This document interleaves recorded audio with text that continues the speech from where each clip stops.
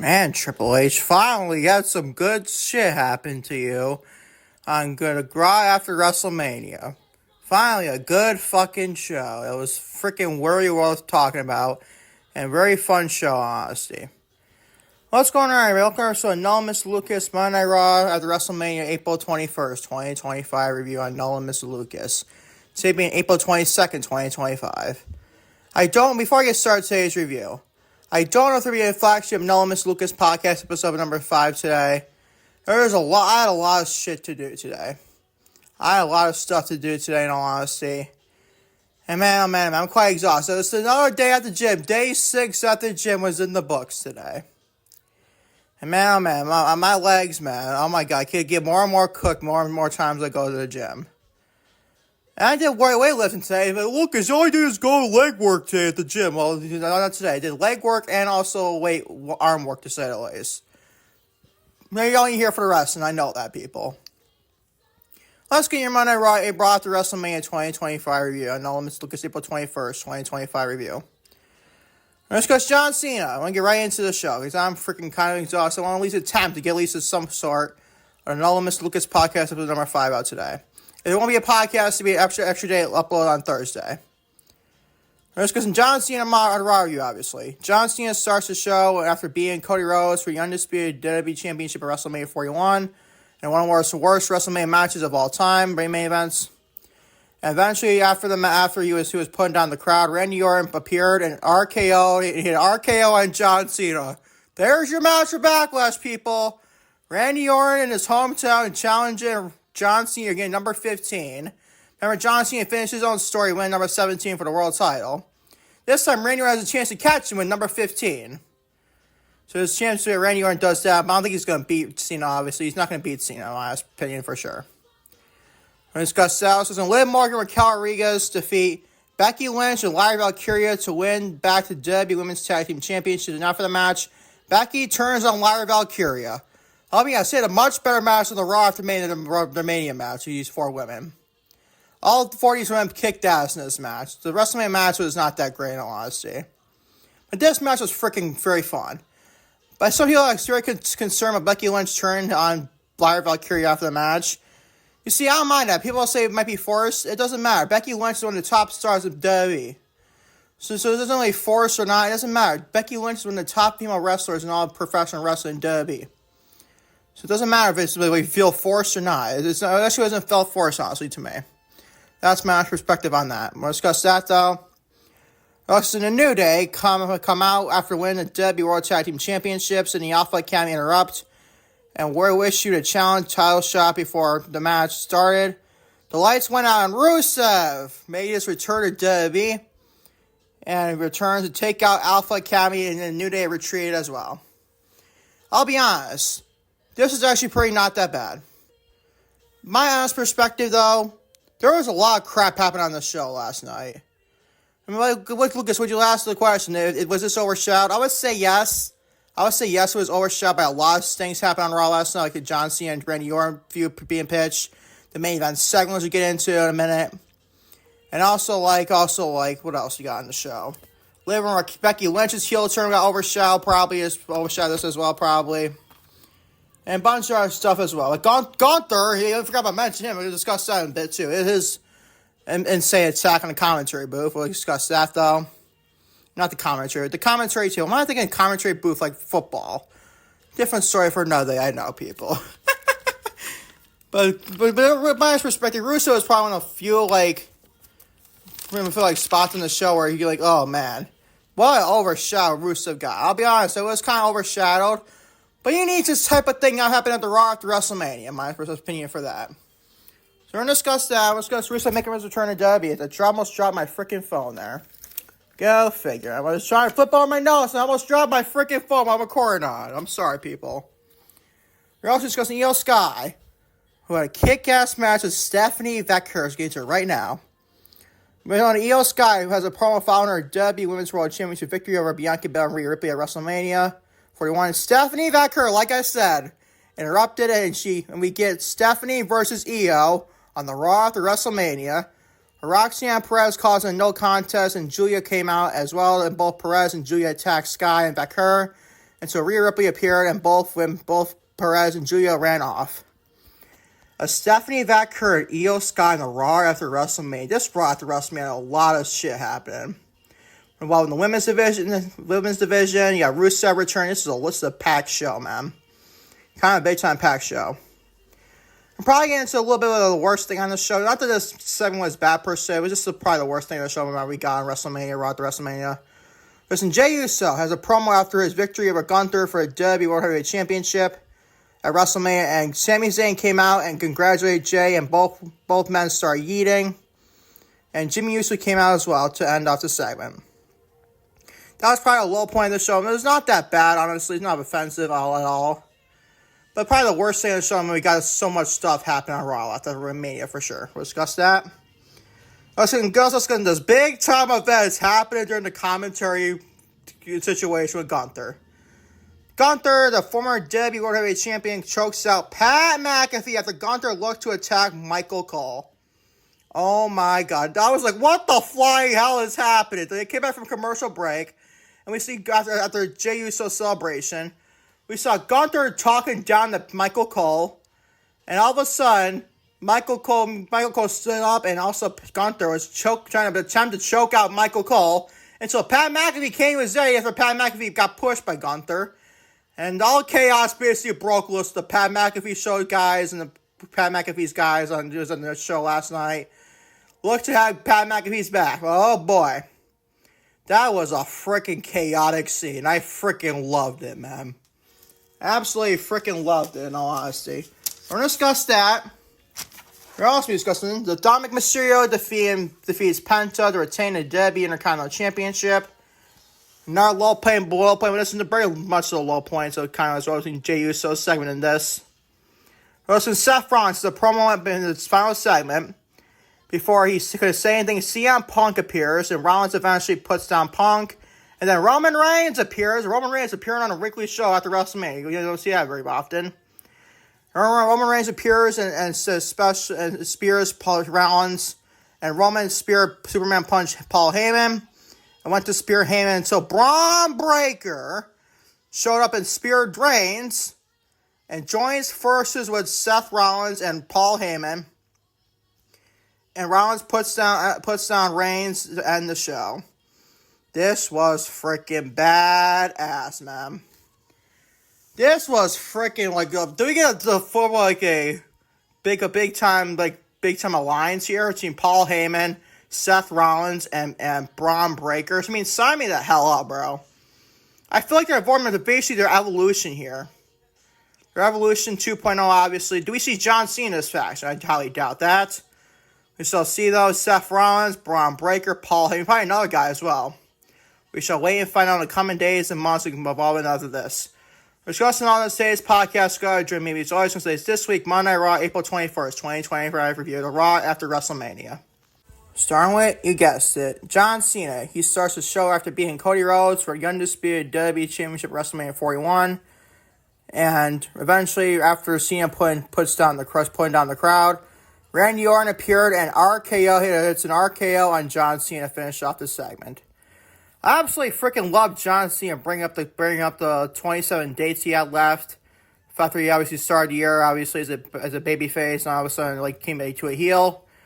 I like to mention the 27 dates left, man. That's crazy. 27 dates left for John Cena. And then he's retired. This is a very fun segment. I like John Cena mentioned about him getting cheered, obviously, and Cody Rhodes getting booed. I actually like that callback, honestly. I actually like that big time for John Cena mentioning that. And this is a very fun segment.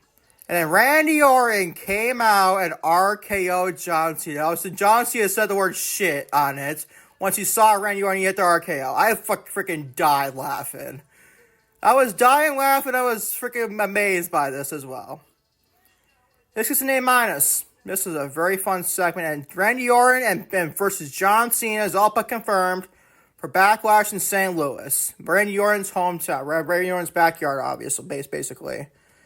All but confirmed, and sign me the hell up. I know John Cena is not what he once was as a wrestler, and Randy Orton's on basically his mini farewell tour, honestly. And maybe he has maybe a couple more years left in Randy Orton. Randy Orton still performing at a high level. So we'll just wait and find out. Randy Orton, John Cena for Backlash in St. Louis. Sign me the fuck up, dude. I'm going to try cursing more out because I got no sponsors, dude. I have nothing to lose, honestly. So I'm going to start cursing more out. If you don't like it, I don't care, man. I'm also being kind of real at the same time. But maybe a little bit, I'm going to be honest with a lunatic at all. But this was a freaking very fun segment to start the show. And obviously, starting with John Cena was always elephant in the room. Maybe you start starting him or Seth Rollins and Paul Heyman. They basically end the show with John Cena. They start the show with John Cena. And they end the show with Seth Rollins and Paul Heyman. It was a very good start and good end to Monday Night Raw. Again, Rollins and the Paul Heyman second in a minute. But this for Randy Orton, RKO, and John Cena is all agree with A-. And it's all but confirmed for Backlash in St. Louis. Randy Orton challenging John Cena for the Undisputed WWE Championship. Can't wait for that bait. The story be telling those two men. Oh, John Cena, like I say, he's not as the wrestler he once was. Obviously, WrestleMania showed you that. But still, I think Randy Orton can help John Cena out as well. And leading him to a good match, honestly. But John Cena will obviously get the win there. He's not losing that championship at least until sometime in August, maybe. So wait and find out. I guess no rating A-. Moving on to Liv Morgan and Raquel Rodriguez. They defeat Becky Lynch and Lyra Valkyria to reign defending WWE Intercontinental Champion for females. To win the WWE Women's Tag Team Championships, and after the match, Becky Lynch turns her back on Lyra Valkyria. But this match was a lot better than their match at WrestleMania. They got a lot more time, which is kind of shocking on a Raw after WrestleMania. I know it's Netflix, they don't got much time issues. They're showing this, usually the Raw gets a 10, 20, 25. They usually go off the air. This show almost went up 5 minutes before 11 o'clock, so half an hour later than normal time slots. Which, honestly, this show could have used the extra half an hour, in all honesty, so there you go. So they might be using that, honestly, the extra half an hour to end the Monday Night Raw. And this was freaking a very fun match, though. Becky Lynch and Lyra Valkyria lose the women's tag team titles to being Liv and Raquel at WrestleMania. I hate that they had to hot potato these titles, but at least they got the titles back on Liv and Raquel. At least they did that. And Becky Lynch going up to face Lyra Valkyria for a Women's Intercontinental Championship, probably better if she does it as a heel. More than a babyface was a babyface match, so I like that kind of big time as well. And that basically confirms that Becky Lynch attacked Bayley at WrestleMania. It all but confirmed. Now, let's be freaking real, dude. And Liv and Raquel, you also get scot-free in that, for all honesty. So they got scot-free Naomi attacking Jade Cargill, and they're going to get the scot-free attack with Becky Lynch against Bayley. This is pretty fun. This is a pretty fun match for sure. I like this a lot better than a WrestleMania match. Gave it an A-, and Becky Lynch being a heel again, I don't mind it whatsoever, in all honesty. A- is your grade between Becky Lynch, Lyra Valkyria, and Liv Morgan Raquel Rodriguez for the WWE Women's Tag Team titles. A- is your grade. Moving on to the New Day, Xavier Woods and Kofi Kingston. They come out after winning the WWE World Tag Team Championships and Alpha Academy interrupt and wanted a title shot, and I kind of laughed at that, because what have they done to order a title shot? Let's be real. They ordered a title shot, and before the match started, the lights went out, and Rusev, before we know his mirror in AEW, made his WWE return and took out Alpha Academy. He even put on the accolade on Otis as well. Guys, believe it or not, people might be a hot take online has not been liking this. I gave it a B+. It was to me originally an A-, but I thought it's not really an A- grade, honestly. It's more of a B+ grade. I'm kind of feeling generous. The Raw after WrestleMania is actually pretty fun. This is a pretty decent, pretty fun segment. And Rusev, the crowd reaction Rusev got in Las Vegas last night was freaking insane. Now, was it levels like an Alexa Bliss return from the Royal Rumble? Hell no, but still, it was a pretty popular reaction Rusev got. And this is the type of stuff we could use. Raw to WrestleMania getting returns and debuts from NXT. This is what Raw to WrestleMania should be like. So I mind this whatsoever. Could it be placed in a different time and a different place in this show? Maybe. Maybe it could have been used after the Jey Uso and segment, honestly, even before the Jey Uso segment. But then again, I didn't mind this. It came after Becky Lynch heel, so it's not that bad. Rusev got himself a freaking reaction, dude. He got himself a big-time pop. So shout out to Rusev. He looks freaking great, though. Rusev / Mia looks freaking great. Let's see what he does in WWE. Monday Night Raw, he's on SmackDown, you never know. I think the draft's going to be happening sooner rather than later. So it should be something, man. It should be definitely something for sure in the coming weeks and months. What Rusev does in WWE, making a return on the Raw to WrestleMania. B+ is your grade. Moving on to Iyo Sky, the reigning defending WWE Women's World Champion. She has a promo following her win against Bianca Belair Rhea Ripley. And Stephanie Vaquer, a lovely, glorious Dark Angel herself, Stephanie Vaquer, reigning defending WWE Women's NXT Champion, Women's Champion. Interrupted Sky, and when we get Iyo versus Stephanie on a Raw after WrestleMania. I mean, damn. What a freaking thing from Triple H doing there. Like, seriously, so Raw after WrestleMania gets Stephanie Vaquer and Iyo Sky, two of the best pound-for-pound women's wrestlers on the planet of Earth. I mean, damn. How does that explain to you how about freaking Raw after WrestleMania I feel like more WrestleMania? This match is obviously badass. This is a very fun match. It's obviously Stephanie Vaquer and Iyo Sky. I mean, come on, people. Two world champions not even just colliding. It's just two of the best in the world colliding. This was freaking very fun. And as the Roxanne Perez caused a no contest, and Giulia came out, and both Perez and Giulia attacked Sky and Vaquer until Rhea Ripley appeared, and both Perez and Giulia ran off. I mean, damn, this women's division looking pretty good on Monday Night Raw. I know probably half of them be still in NXT, like probably Stephanie's being in NXT a little bit longer, so probably Roxanne. But I can see like Giulia getting called up as well. I can even see Roxanne after her match on this tonight against Stephanie Vaquer for the NXT Women's Championship. So that was confirmed. I didn't know that was actually confirmed or not. I didn't heard of that. But I heard on Raw last night where Stephanie Vaquer and Roxanne Perez for the NXT Women's Championship was announced tonight for NXT. Definitely be turning on to that match as well. Obviously, because I will cover NXT on a weekly basis, obviously. It might be a hot take for people. I don't care, though. I'm expecting Stephanie to obviously retain. I don't see why Roxanne will win the championship for a third time. I feel like that makes no sense. We need Roxanne Perez in the main roster. We don't need Stephanie Vaquer in the main roster, too, especially after this match. But Roxanne needs to lose this match tonight. And call it to the main roster on Monday Night Raw. Let's see, look at this Raw Women's division. You have Roxanne. And we got returning Becky Lynch. You got Lyra Valkyria. You got Bayley coming back sooner rather than later. You got Iyo Sky as your women's champion. I mean, damn. Look at that, the top 5. I mean, damn, that's a freaking insane, man. And in the lower card, you got Lyra, like I said. You got, like, Dakota Kai. You got Ivy Nile. You got, like, girls like that in the mid card. It's pretty fun, dude. It's a pretty fun division, if you ask me. Take notes, SmackDown, sometimes, man. Hopefully get SmackDown back in the thick of things to the women's division. Post Charlotte Flair and Tiffany Stratton, so wait and find out. You know, SmackDown doesn't look that bad. You got, like, Tiffany Stratton. You got Charlotte Flair. You got Chelsea Green, Women's United States Champion. You got, like, who else you got? You got Naomi and Jade Cargill. And you got Bianca Belair probably returning to that brand. So, I mean, it's a decent division that's in itself. It's nothing like the Raw. At the Raw to WrestleMania like this, I mean, damn, come on, man. You got, like, freaking what? 5 women, like, top of the best, like Iyo, Roxanne, Stephanie, Giulia, and Rhea Ripley. I mean, come on, dude. That's freaking insane, man. This grade's no even A-. Freaking very fun match in Stephanie Vaquer and Iyo Sky. A-. I like the fact that they did DQ for no contest finisher, because you can't have Iyo or Stephanie take a L. Especially since Stephanie has a paid title match tonight against Roxanne Perez. So this is an A-. I pretty like this match big time, like the outcome as well.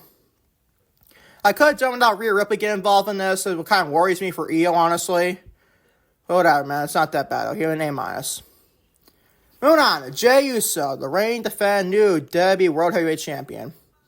He has a promo after beating Gunther for, like I said, a WWE World Heavyweight Championship at WrestleMania. And Sami Zayn returns. He came out as well and congratulated Jey, and both started yeeting to the crowd. But also, Sami Zayn staring in the back of Jey Uso. That's kind of interesting. Do we see Sami Zayn turn on Jey Uso and turn heel? I don't know if it's wise, honestly. Sami Zayn's such a beloved babyface. He's such a beloved babyface since the Triple H took over creative. Like, if you turn this guy heel after not winning the world title, that's kind of a crime, if you ask me. So basically, if they do that, I'm not going to like that, honestly. So hope to God Sami Zayn does not turn heel. You know, Sami Zayn and Jey Uso is going to be a fun match with Sami Zayn on the first world titles defenses for Jey Uso. I don't mind that. But I don't think you need to turn Sami Zayn heel. I don't think you need to do that at all. And Jimmy Uso came out as well for Yeet in the crowd as well. This is probably a low point in the show, honestly. It's going to agree with B-. Worst grade of the night, but still not the worst grade. B- is still a pretty decent grade. Still decent grade, but still. That's probably a low point of the Raw after WrestleMania, honestly. It's an overgrade with B-. Do we see Sami Zayn turn on Jey Uso? I highly doubt he turns on Jey Uso. He probably will face Jey Uso for the world title. Probably will, but we'll wait and find out in the coming weeks and months for that. Or days, and you get the point. Move on to the former WWE World Heavyweight Champion, Gunther. This gets a freaking big time grade, man. Gunther chokes out Pat McAfee, and after Gunther looked to attack Michael Cole, it came back right for commercial break after this side went to Jey Uso. And all of a sudden, we see Gunther yelling at Michael Cole. I'm like, oh my God, what is about to happen? Think about the attack both Michael Cole and Pat McAfee. And lo and behold, we see attack Pat McAfee. He almost put it to a sleeper on Michael Cole. I'm like, oh my golly. This reminds you of like the Raw after WrestleMania 31, where Brock Lesnar took out Michael Cole and the commentary team. That reminds you a lot of this. This time it's Gunther, not Brock Lesnar. What a coincidence there, by the way. It reminds me a lot of that, and this is probably just as vicious, because Brock was what, fifth only announcer, right? I think he did that. But still, this was freaking badass. This was freaking great. I absolutely love this. It's an A+. This is an A+, man. This is what the Raw, the WrestleMania, this is what Gunther could definitely use. Found a tap out against Jey Uso. And the crowd was chapping, you tapped out. You tapped out. You tapped out. To Gunther, that he tapped out, obviously, WrestleMania 41. This was exactly what Gunther needed after losing his world title at WrestleMania. Exactly what he needed. When we get Gunther and Pat McAfee in a one-on-one match, I mean, okay, that's something. At least it's a big-time story with this, though. At least it's a big story. I'm not thinking we need Pat McAfee in the ring and what age he is. I don't know what age he is, honestly. But still, this at least has a freaking badass story to it. And Gunther choking the living crap out of McAfee. It probably could be a babyface reaction after the IWC, but whatever, man. This was freaking great. It probably gets a lot of cheers from like the IWC, like, yes, Pat McAfee's off our television. I don't think he'd be off television for long, probably, though. Maybe we have maybe some crazier things. Maybe off next week, probably, and sell the attack. We wait and find out. This gets a freaking A+. This was freaking badass, man. This was freaking great. I freaking love this attack from Gunther against Pat McAfee and Michael Cole. And Michael Cole backstage says something like, to Raw general manager Adam Pearce, like, this is badass for Michael Cole, by the way. Adam Pearce was going to give Michael Cole the night off, but Michael Cole said, I ain't going to let some freaking bully ruin my job for me. He said something like that. I'm like, what a freaking gem Michael Cole is for professional wrestling. I mean, damn, he got a broken nose, quote unquote, with that attack from Gunther. And this man was still doing commentary for the rest of the night. Oh my God. You had to like freaking kill Michael Cole if you weren't going to have him take out a commentary. Not that I wished on him, but this was freaking great from Michael Cole. Michael Cole sold this big time, man. And Pat McAfee, he was turning blue after he was getting choked out by Gunther. I mean, damn, this man was blue and purple. He was all over. He was colored up big time. I mean, this was freaking great. This was freaking badass from Gunther. This man's like a big, badass freaking villain, man. He gives no flying fucks, dude, for Gunther. I'm like, damn. He freaking choked the crap out of McAfee. I mean, they're still don't update McAfee. I don't think he's back next week. But you never know. We should wait and find out. Maybe he comes out and get in a separate segment and tax Gunther. Maybe wait and find out next week on Raw. This was, he gets an A+. Freaking great post World Heavyweight Championship beatdown from Pat Burke on third to Pat McAfee. Moving on to Dominic Mysterio. Yeah, like I said, the after attack is inaugurated with an A+. Moving on to Dominic Mysterio. The reigning defending WWE Intercontinental Championship won the match at WrestleMania. And Dominic Mysterio defeats Penta to win and retain the WWE Intercontinental Championship. Probably not a low point of the show. It's not a grade of a B. I might be kind of a little bit generous with that grade as well. It wasn't a bad match of paper, but just the things we got last night just got overshadowed big time on it. And it just got overshadowed big time. But still, a very decent match for what it was. Gave it a B. Yeah, I gave it a B. It was not a bad match. I'm like Penta taking the L because of frame, but what was that after the match? It was something like Penta got attacked or something. Like maybe it was. Oh wait, no, it was JD McDonough. He made his return, and basically cost Penta the match. That will happen. That's what happened. Though, go figure. This gets an all grade of a B. Not a bad Intercontinental title match with Dominic Mysterio and Penta at all. Give it a B. Probably a low point of the show, though, in all honesty. Moving on to your main event segment. Another freaking badass grade. Seth Rollins has a promo to end the show and him and Paul Heyman say, before he can say anything, Seth Rollins. CM Punk appears and Rollins eventually puts down Punk with a curb stomp.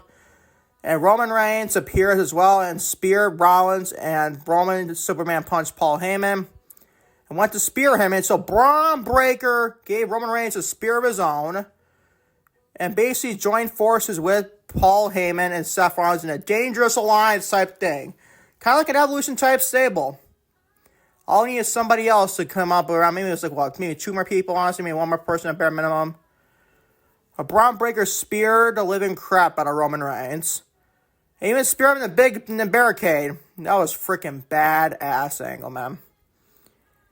And showed up and speared Reigns, like I said. Joins forces with Rollins and Paul Heyman to end the show. And Rollins puts down both Punk and Reigns with another curb stomps.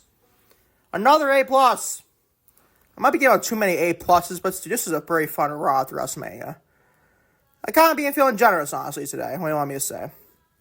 This is an A+, though.